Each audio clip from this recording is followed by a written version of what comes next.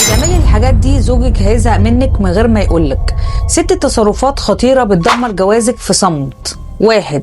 النقد المستمر، كل كلمة منك فيها انتقاد. ليه ما عملتش؟ ليه اتأخرت؟ ليه مش زي فلان؟ مع الوقت بيحس انه مش كفاية فيبدأ يبعد. 2.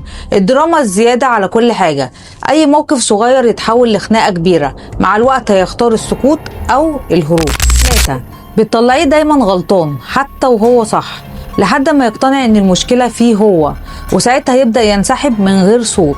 4. بتخنقيه تحت اسم الحب، أسئلة، مراقبة، شك، كنت فين ومع مين، بتكلم مين. ده مش حب، ده ضغط نفسي يخليه يهرب منك. 5.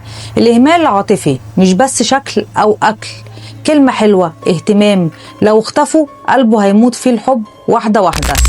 6. وآخر حاجة وأهم حاجة، بتستخدمي غيرته ضده.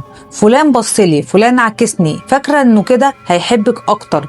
لا، ده بيخليه يتعب ويفقد راحته معاكي. الخلاصة، الراجل ممكن يستحمل كتير، بس لما يزهق بجد يبعد من غير رجوع. وسؤالي ليكوا، ايه اكتر تصرف من دول شايف انه بيدمر العلاقة الزوجية؟ اكتب لي ردك في تعليق. ولو حسيت كلامي اعمل لايك وشير علشان كلامي يوصل لكل الناس. وعايزه اقول لكم ان ورا كل نضاره سودا في كلام كتير لسه ما اتقالش. انا اسيا عبد الرحمن ودي النضاره السودا. سلام.